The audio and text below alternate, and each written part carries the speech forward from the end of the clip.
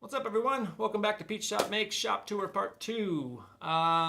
In this section, I'm going to be going over some of the gadgets and tools that I use here in my shop for DIY work or just being a maker in general.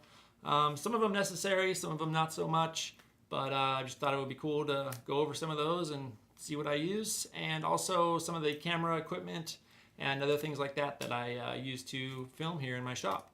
So if you're interested, let's go. Alrighty, I'm gonna go ahead and start with my camera gear setup. 95% of the filming that I do in my shop will be on the camera that you are viewing through right now, which is my iPhone 6S. It gets pretty good quality, I think, and it does film in 4K, but right now a lot of formats don't support that, even YouTube, and so 1080p works just fine. And it seems to be pretty good quality. The sound quality was terrible, so I purchased the Shure MV88, which is the microphone that you are listening to now.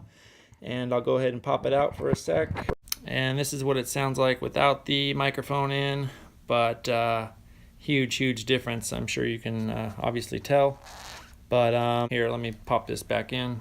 This microphone here is exclusive to the iPhone. It fits in the lightning port, and is really a super duper mic, I think. Big thing in a small package. That's what she said. But no, I did have a Movo wireless lavalier microphone, but the thing kept cutting out and I was just getting infuriated with it, and scrapped that. And once I purchased this, I really haven't looked back. For the other 5%, my time lapses, I will use my GoPro Hero 5 Black. The sound quality on this is terrible also. It sounds like you're in a fishbowl. So I went and bought the adapter with the Rode shotgun mic, and really been happy with that. And when doing any handhelds, I just use this little knuckle duster style mount, and pretty sturdy actually, and has worked well. I also have a bunch of 1/4-20 bolts throughout my shop, which is the standard for most cameras and things like that to be able to mount to, which is what you'll see here. And those are mounted throughout my shop for different angles, things like that. Next, I have my, this is my cameraman, my robotic cameraman. This is called the Picbot. I'll show you what that can do now. So this is the Picbot. It's essentially just my cameraman here in the shop, and what it does is it has facial tracking, so it will follow me wherever I go around the shop, and you know, it's kind of a useful little tool. It also does panoramas, 360-degree panoramas, 180-degree panoramas, when doing solo jobs and things like that, where, you know, I'm going to be moving around and don't have to move the camera all over the place. This thing comes in handy. So there you go. That's the Picbot. Next is this little guy right here. It's just a lens light, and in low light situations, I'll throw this guy on. It just clips right over your phone, and it's extremely bright. It's got 3 settings. This thing works pretty well for, I don't know, a couple bucks on Amazon. Also Amazon, since using my iPhone, like I said, I don't have the option of changing lenses, so I have got one of these little kits that just clips on. It comes with like 6 or 7 different lenses, and I mainly just use like the wide angle, but it does come with a macro and a telephoto, things like that, fisheye lens, I don't know, goofy kaleidoscope, whatever, but mainly just use the super wide, and I'll show you what that looks like. And I do have a case on my phone, which typically would kind of prevent you from using one of these types of lenses, but I find that it works well, and it doesn't really give that sort of fisheye lens looks like a lot of lenses can. especially like with the GoPro, you get that a lot. This little guy right here, this is special. I use this for diagnosing electrical problems. It's not as good as like a FLIR, but it works well, actually. I like it a lot. This is called Seek Thermal. It's exclusive to the iPhone. Once again, just plugs into the lightning port, and useful, like I said, for diagnosing electrical problems, seeing when things heat up or where they heat up from. It's also good for finding drafts and things like that, air leaks in your home. You know, seeing around your door if cool air is coming in or whatever, help you seal those up. And also for tracking rodents in your backyard, like this.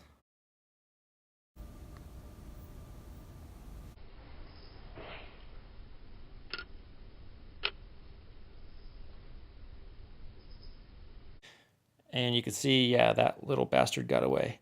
But anyways, super cool little tool. Super useful, like I said. But again, not a necessity, just a luxury.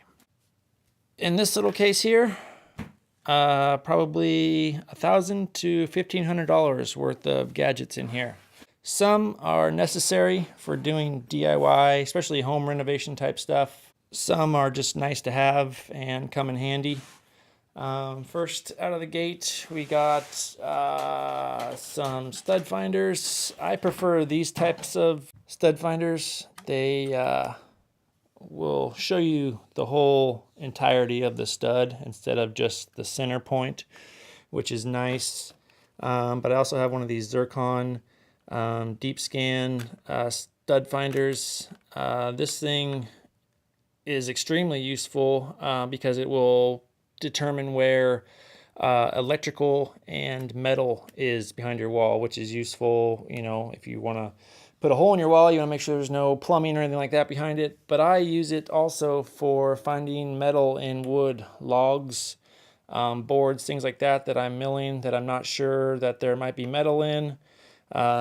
Extremely useful for that. I don't want to be cutting into something that I'm unsure of and damage my blades or possibly throw something out at me.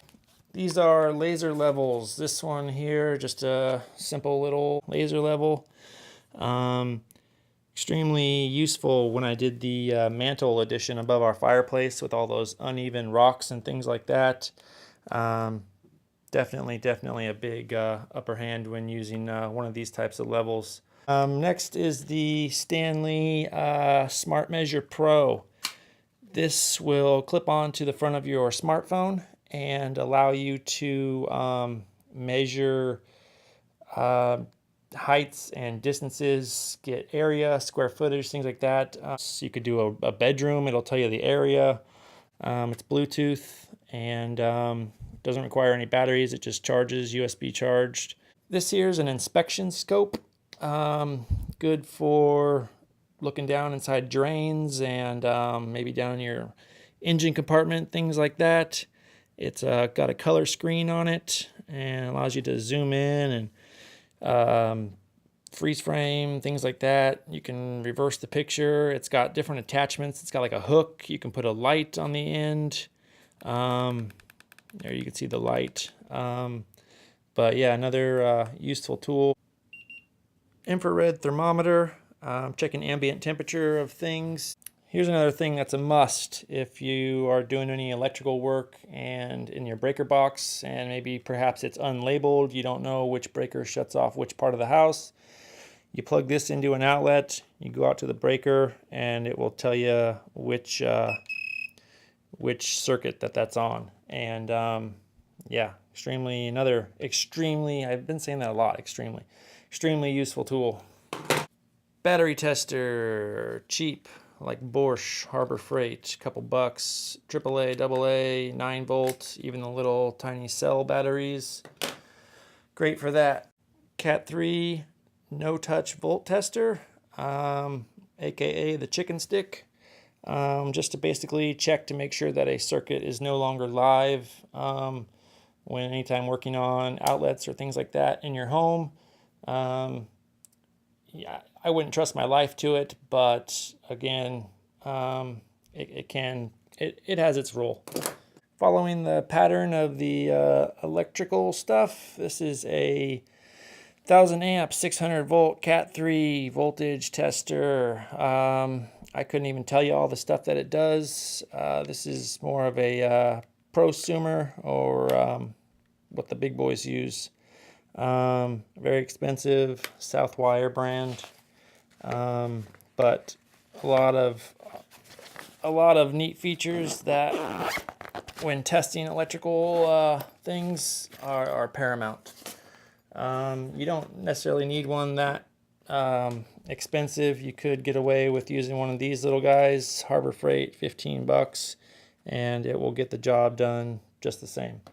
Continuity tester here. It's got a little remote that detaches, 4 different leads on it, and this voltage testers test 120 and 240 and all the way up to 600 AC, DC. Small little tool you can simply just put in your pocket or whatever.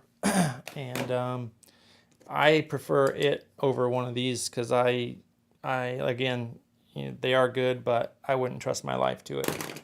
This is a straight line measuring tool, and it's just a lot easier than getting out a measuring tape, especially when you're measuring alone.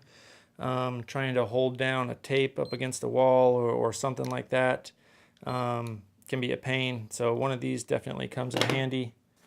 Oh, back to the electrical stuff. This is just a socket tester with a GFI tester on it as well, and this will tell you if you've wired your outlets correctly. You plug it in. If it lights up green, you're good. If it lights up red, then you got your wires backwards or no ground or something like that. Next is the, I call it my sniffer. This is just it's basically a gas leak tester, and I'll show you how this works here in a sec.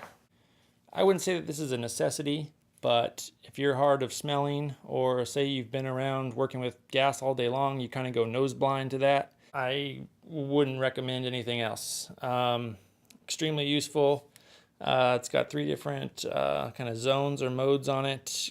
Green will light up when you're safe, but there's something in the air. Yellow, you may want to get out of there, and red is you're gonna die if you stick around. So I'll show you how this works here. And it will even sound an alarm when it picks up gas.